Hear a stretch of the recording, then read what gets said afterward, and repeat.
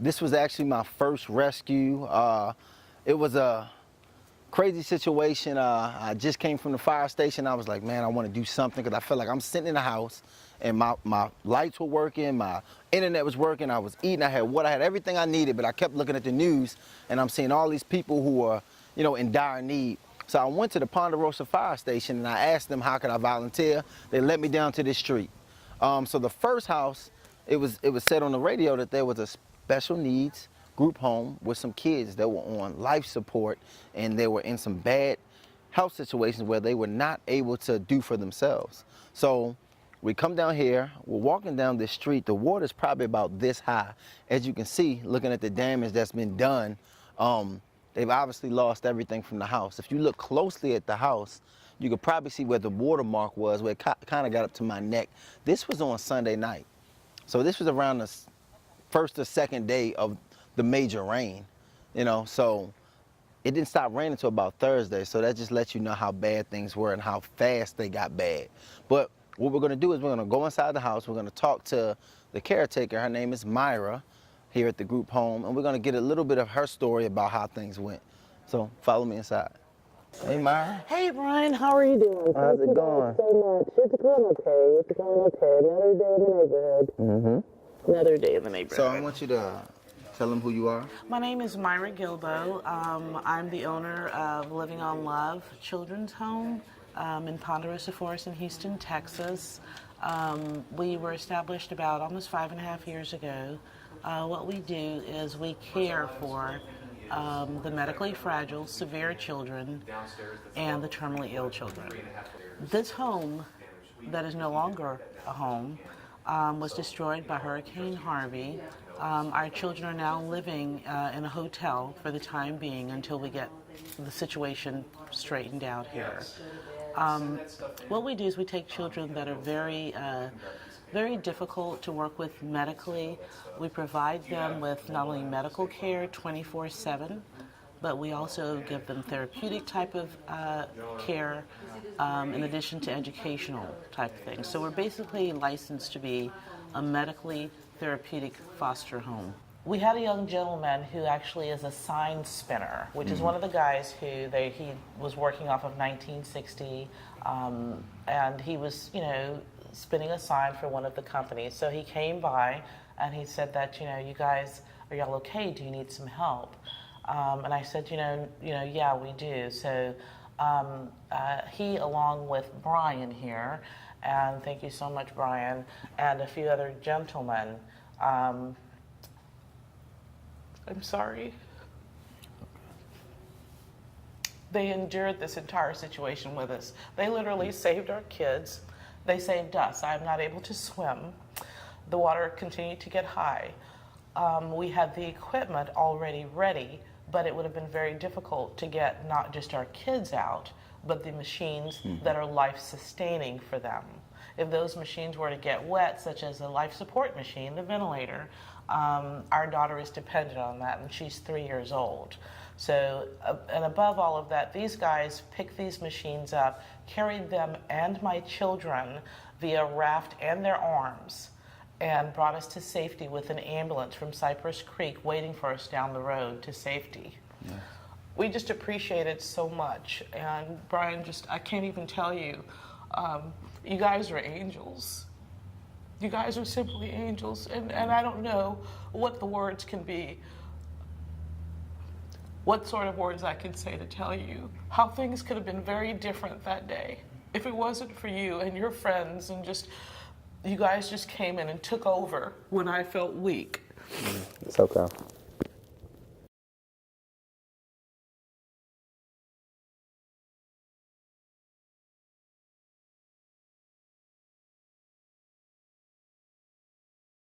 Wow, wow, wow. To actually see it now is like, wow. I tried breaking this to get their medicine out of. This what their medicine was in this, and I couldn't break it open. Hi, my name is Sonyetta Bailey Brisbane. I'm 42 years old, and I have been working here this was my second week here.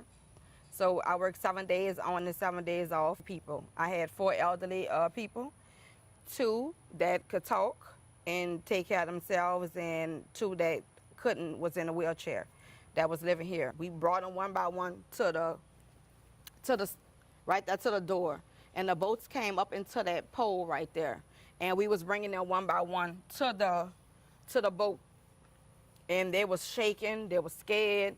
It was like crazy. That's all I kept thinking about is Katrina. My flesh was weak, but my heart was saying, get these people out here. I looked at these people like they was my kids. I turned into mommy mode on these people. They was no longer adults and sickly people. They was like my kids. And I was like, I started writing their names on their arms, their phone numbers. I wrote it on their shirts. Just so if I wrote it on my pants that I had on, just in case we got separated, that somebody could call a family member or call me, and it just was, I just went in prepare mode, get it. We stayed in the hotel. First he put us upstairs, and I thank for the people who was at the hotel because they was coming to help out their rooms. People was coming to look, and I said, I need help. They came out their rooms to help. Cause we had to pick all of the people up and bring them upstairs and carry them. And mind y'all, it's still pouring down. Raining. Through all of this stuff we're talking about, it's never a point where the rain stopped. The rain was coming down. So we had to pick them up, take them into the rooms. Yeah. You know, it was a.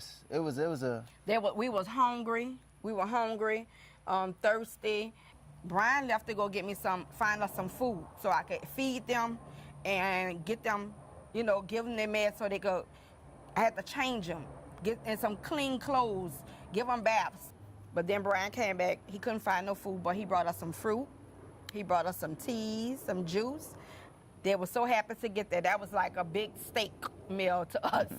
And I thank you for my mindset, because I could have left. Yeah.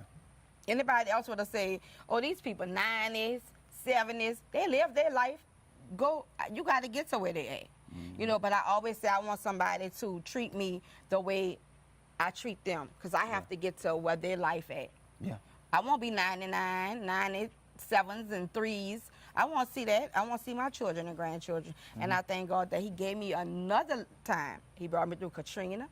He brought me through this. Thank you. And I definitely appreciate what you did, because I think this was good for America in lieu of all the stuff that's been going on in the country with Charlottesville, the racism, all the hate. There was love. It was love, and everybody out there. Everywhere. It was everywhere. black, white, Hispanic, everybody. Rich, poor. Everybody went Everybody's through it. out there. It ain't nobody who say, oh, the poor went through. No, everybody went through it. Everybody. Because you came and helped. You could have been at home just chilling, but you came and helped to do a job, because God, you saw it. You know, your heart. You felt your heart, like you said. Something was ticking at you and just was bothering you. That was God was like, you crazy? You just sitting there, they got people need help.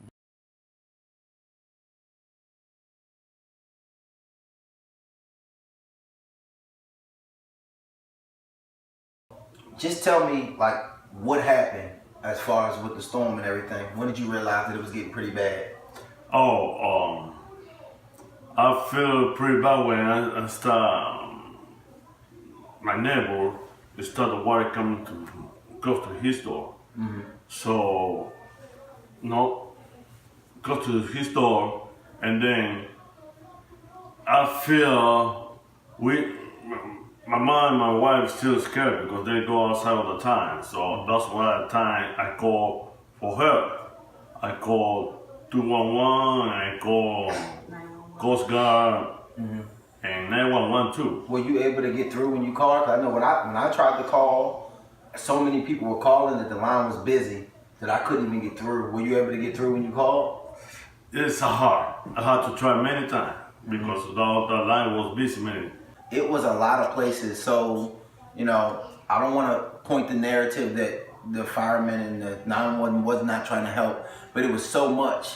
When a friend of mine called me to come over to Cypress Station to try to start helping people, when I got here, it was 3 air mattresses that people were being rescued on. But by the time we were able to come over to Hamir, we had about 4 or 5 boats. But that just shows you how, and this is after people had already been out this way for hours trying to rescue people before sufficient help with boats was actually able to come. Could you tell us how old your mother-in-law is? My mother, Your mother. 83 years old. She's 83 years old. So that just shows you how important it was for rescue.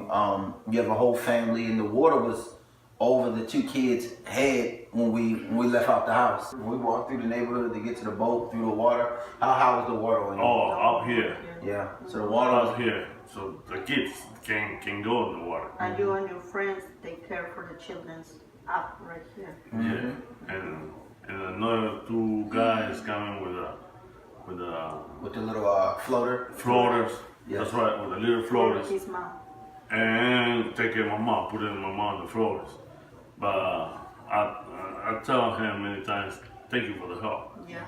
How do you feel about the experience? Was it frightening? Was it scary or? No, very scary. I told my husband, you know, I put him call because the water was coming just a little bit for our house, and he called, but the people answered one time and said, okay, if your apartment is two floors, go to the second floor. Okay. And then we are ready for that because we didn't go outside because the water was right here, and then the power gone, no electricity, and then you come and close the door and say, let's go, and we thinking like how, because we don't know you, and you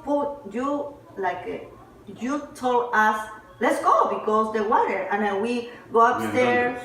Yeah, you told us it's coming really bad, and then we go upstairs and you wait maybe for 1 minute or 2 minutes. I don't remember because it was the day, and then you rescue us. Well, and I know on Cypress Station, on the actual street, the water was a lot higher than it was in this neighborhood. It was about up to our chest in this actual neighborhood, but out there on the street where the water was flowing from, it was over our head. Because remember when we got on the boats, those boats can't float in just small water. And the back jar is my cup. I park in the back. Yeah. The water's going, almost the door. Yeah. Yes. And the storage, all our storage is full with water, was full with water. Now we lost everything and the storage. But I know the people from us lost more than us. Yeah. But we're scared for that. So kids, were you guys scared of the water, or how did you feel? Were you scared when you saw all that water and all the boats? No. You wasn't scared? A pleasure to meet you guys and to be able to help you guys out. No, we Thank you very much. Thank you very so much. because you read us, and we were in the shelter. You thinking about us because you all the time was there. How's our feeling? We spent in the shelter 2 days. So how was it at the shelter? Like, do you think it was cool? I know it was uncomfortable being around a bunch of strangers. There were no showers or anything. It was... Yeah, we don't have choices, but the people around Cypress help a lot. Yeah.